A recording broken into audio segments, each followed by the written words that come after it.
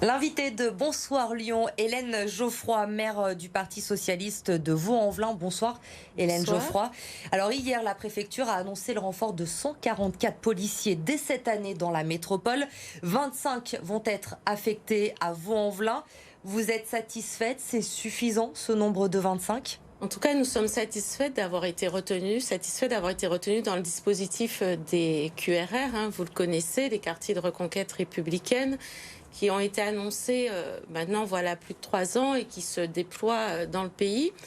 Et il est vrai qu'au mois de novembre dernier, nous avions été plusieurs maires à faire un appel, notamment pour dire les difficultés que nous rencontrions sur plusieurs champs, le champ économique, le champ social, mais aussi celui de la sécurité. Et j'avais porté, au nom de mes collègues devant le Premier ministre, la demande de développement des QRR et de plus de policiers. Vous avez vu qu'en janvier, il y a eu un comité interministériel de la ville qui l'a acté. Donc c'est effectivement Gérald Darmanin est venu également est venu à Vaux-en-Velin d'ailleurs l'annoncer pour Vaud et Rieux, mais aussi pour la circonscription métropolitaine. C'est une évidence. Nous avons un sujet de trafic de stupéfiants notamment qui se développe, mais pas seulement dans les quartiers populaires. Maintenant, c'est à l'échelle du pays. Et la nécessité de retrouver les forces de proximité en termes de police, ceux qui sont sur la voie publique. Vous savez quand vont arriver ces renforts sur votre commune? Alors, la préfecture m'annonce que les premiers renforts arriveront dès le mois de mai. Ils seront sur 2 phases, le mois de mai et puis à la fin de l'été. À la fois, et c'était une demande que j'avais évidemment, comme tous les élus locaux, qu'il y aura évidemment ceux qui sont sortis d'école, et c'est bien, mais aussi des policiers plus expérimentés, parce qu'il faut aussi ce mix-là pour pouvoir être efficace sur nos territoires. Et la demande que j'ai formulée, évidemment, c'est qu'ils puissent être présents sur le terrain. Concrètement, il faut que nous puissions, que la police nationale lutte contre les points de deal aujourd'hui. Avec ce renfort de 25 policiers, vous aurez combien d'effectifs à votre disposition sur la commune? On réatteindra à peu près, alors parce que les chiffres de la police sont des chiffres très gardés précieusement, mais autour de la centaine de policiers désormais. L'engagement qui est pris, c'est que nous n'en perdions pas par ailleurs dans les réformes qui sont annoncées. Soyez assurés que je serai vigilante. Et comme dans le même temps, je recrute beaucoup de policiers municipaux, je les ai triplés sous le mandat précédent, je continue à les augmenter. Nous aurons une présence humaine en termes de police et j'ajoute une présence humaine en termes de médiation, puisque les effectifs de la médiation vont être renforcés tant par la ville que par l'État qui nous annonce aussi 16 postes de médiateurs sur la ville de Vaux-en-Velin. Ces renforts essentiels évidemment pour votre commune. Vous évoquiez les trafics de stupéfiants. Il y a également les violences urbaines. Il y en a beaucoup sur votre commune. Vous avez connu des incidents encore le week-end dernier. On a le sentiment... mais également sur l'ensemble de la métropole, que ces violences urbaines sont de plus en plus fréquentes. Alors je vais m'inscrire en faux parce que je n'ai justement pas eu de violences urbaines sur la commune de Vaux-en-Velin. Nous n'en avons pas connu ces derniers jours. Je n'en tire pas de mérite. Vous en avez eu il y a quelques semaines. Non, pas du tout. Je n'en tire pas de mérite particulier. Nous connaissons des tirs de mortier. Il y a eu des tirs de mortier sur le commissariat plusieurs fois. Non, pas sur le commissariat non plus. Je vous assure, je suis désolée, mais vraiment, j'insiste là-dessus parce que j'assume les difficultés qui existent et le fait et je vois bien qu'il y a des trafics de stupéfiants et on les combat.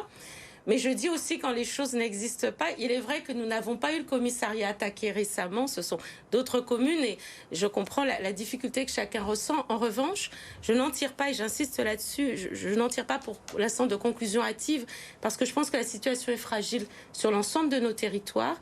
On voit bien que la situation est tendue. Les rodéos ont redémarré sur l'ensemble de la France. J'étais ce matin en visio avec l'association des maires de villes et banlieues de toute la France. Nous avons déploré la même chose, les tirs de mortier qui ont repris, les rodéos qui ont repris et des accidents. En revanche, ma commune a connu un accident grave il y a quelques jours de cela.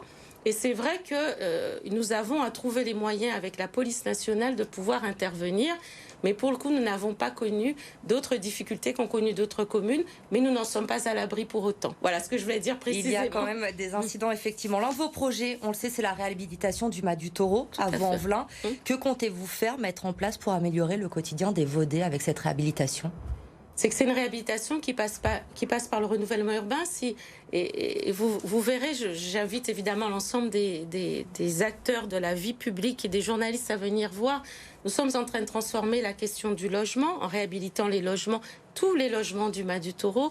Nous travaillons sur le logement social, mais aussi sur les copropriétés privées et puis sur les équipements publics. Nous allons refaire les écoles, c'est essentiel. Quand on veut pouvoir mélanger les uns les autres, il faut que les écoles soient repensées. Le tram arrive, ça y est. Nous l'attendions depuis 50 ans, le fait d'avoir le nord de la commune connecté à l'ensemble de l'agglomération. Et donc, c'est des transformations puissantes. Et nous n'oublions même pas l'enseignement supérieur, puisque nous serons connectés à la Doua également et à Charpennes. Les logements sociaux, l'éducation, les transports, évidemment, au cœur d'une thématique dont on parle beaucoup depuis le début de la semaine. C'est la mixité sociale, bien sûr. J'imagine que vous avez entendu, vous aussi, cette mère de famille qui a interpellé Emmanuel Macron en début de semaine en lui disant « Mon fils m'a demandé si le prénom Pierre existait aujourd'hui ». Elle a remis sur le devant de la scène ce problème de mixité sociale qui ne date pas d'hier, on va pas se mentir, dans les quartiers. Comment y remédier aujourd'hui ? Vous avez, vous, été, je le rappelle, secrétaire d'État chargé de la politique de la ville sous François Hollande. C'est un problème que vous connaissez parfaitement. Que faut-il faire aujourd'hui ? Et c'est ce que nous avons d'ailleurs, et nous avons initié deux grandes lois qui n'ont d'ailleurs pas été remises en cause sur ces questions-là, je le crois, et partagées.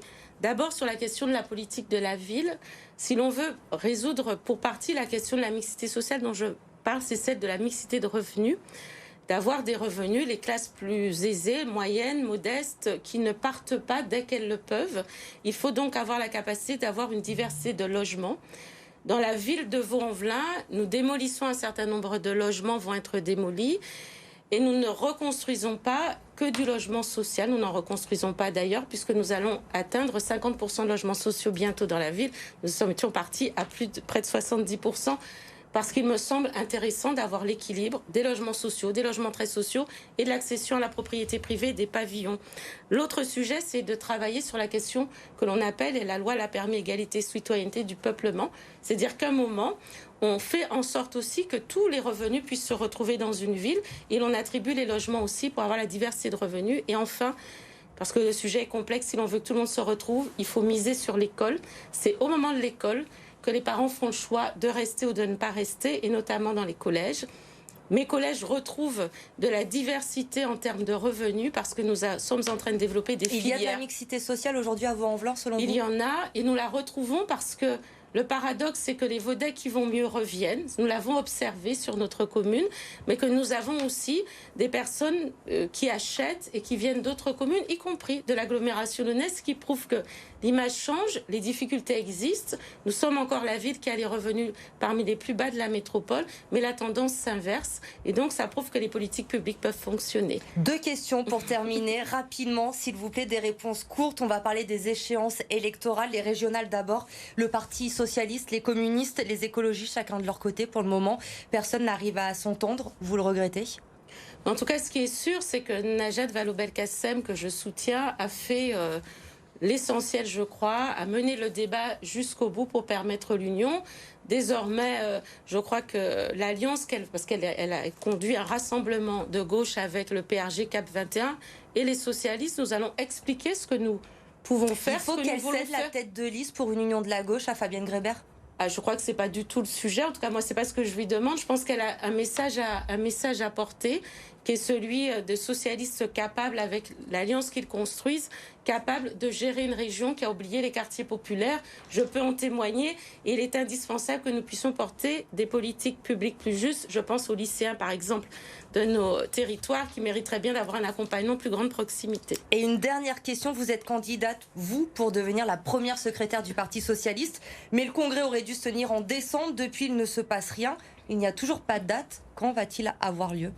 J'ai posé très officiellement une mention auprès du Bureau national de PS, qui est notre instance décisionnelle, que je présente d'ailleurs ce soir pour demander que formellement soit donnée une date de congrès que j'appelle de mes vœux au lendemain des élections régionales et départementales. Merci Hélène Geoffroy d'avoir accepté notre invitation ce soir sur BFM Lyon.